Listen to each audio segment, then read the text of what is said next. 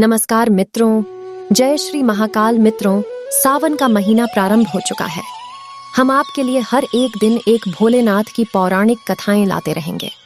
बस आपका सहयोग चाहिए, इसलिए आप हमारे चैनल को जरूर सब्सक्राइब करें। एक समय की बात है, भोलेनाथ की एक परम भक्त बूढ़ी माई थी जो हर एक समय भोलेनाथ का नाम जपती रहती थी। वह शुद्ध मन से भोलेनाथ की पूजा अर्चना करती रहती थी, परंतु बूढ़ी माई बहुत ही कंजूस थी। वह किसी को दान में अनाज का एक दाना तक नहीं देती थी। जब पड़ोसी उसे कहते, माई भगवान ऐसे खुश नहीं होंगे, किसी को कुछ दान पुण्य किया करो। मैं भोलेनाथ की इतनी बड़ी भक्त हूँ जो हर वक्त भोलेनाथ की पूजा पाठ करती रहती हूँ, तो मुझे दान पुण्य करने की क्या आवश्यकता है। वह यह नहीं जानती थी अनाज का दान सबसे बड़ा दान होता है। एक बार भोलेनाथ सोचने लगे, इस बूढ़ी माई को सबने समझा रखा है, फिर भी वह नहीं मानती है। अपने भक्तों को समझाना पड़ेगा, नहीं तो लोगों का विश्वास मुझसे उठ जाएगा। ऐसा सोचकर भोलेनाथ एक भिखारी का रूप धारण किया और उस बूढ़ी माई के द्वार पर पहुंच गए और बोले, भिक्षाम देही, भिक्षाम देही।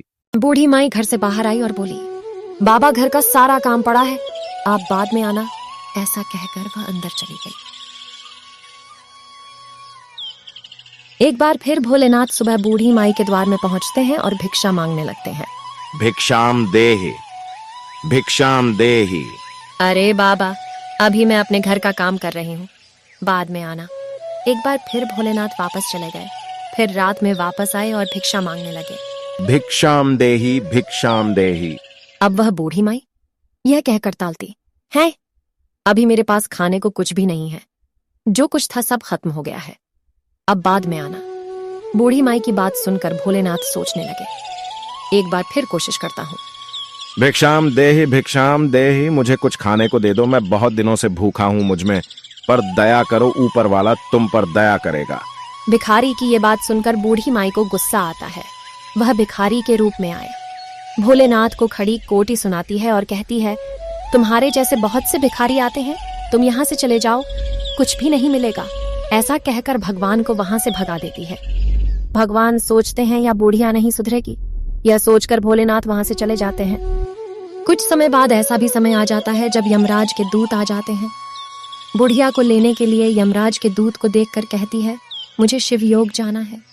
बूढ़ी माई, तुमने कोई ऐसा कर्म नहीं किया है जिसके लिए तुम्हें शिवलोक जाने को मिलेगा। मैं तो दिन रात भोलेनाथ की पूजा पाठ करती रहती थी, पूजा अर्चना करती रहती थी, इसके लिए मुझे शिवलोक लेकर चलो। तब यम के दूत बोले, माई, भोलेनाथ की पूजा करने से केवल शिवलोक की प्राप्ति नहीं होती, इसके लिए अच्छे कर्म करना पड़ते हैं। ऐसा सुनकर बूढ़ी माई रोने लगी और बोली, मुझे जहां ले जाना है ले जाओ, बस मुझे एक बार शिवलोक ले चलो, मेरे भोलेनाथ से मिलवा दो। यम के दूत को बूढ़ी माई पर दया आ गई। तब जाकर वह शिवलोक बूढ़ी माई को ले गए। शिवलोक पहुंचते ही बूढ़ी माई भगवान शिव के पेड़ों में गिर पड़ी और रोते हुए कहती हैं, हे प्रभु, यह क्या है? मैं तो रोज सुबह शाम आपकी भक्ति करती रहती थी, फिर मुझे शिवलोक की प्राप्ति क्यों नहीं हो रही है? तब भोलेनाथ बोले, बूढ़ी माई, तुमने आज तक किसी भूखे को खाना नहीं खिलाया। अनाज का दान सबसे बड़ा दान है। मैं भी तुम्हारे पास भिक्षा मांगने आया था, मुझे भी भिक्षा में तुमने एक दाना तक नहीं दिया। अब बूढ़ी माई हाथ जोर कर रोने लगी और बोली, हे प्रभु, मुझे माफ कर दीजिए। भोलेनाथ को बूढ़ी माई पे दया आ जाती है और कहते हैं, बूढ़ी माई, तुमने मेरी बहुत भक्ति की है, इसलिए मैं तुम्हें एक मौका और दे रहा हूं।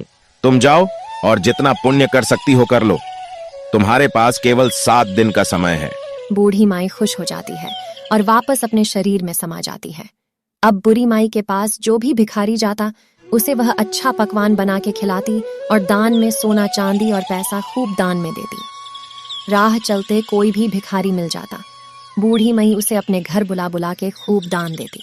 बूढ़ी मई पूरे सप्ताह खूब दान धर्म की। इस बार जब बूढ़ी मई के पर्ण छूटे तो बूढ़ी मई पूरे सप्ताह खूब दान धर्म की। इस बार जब बूढ़ी मई के पर्ण छूटे तो शिवलोक की प्राप्ति हुई।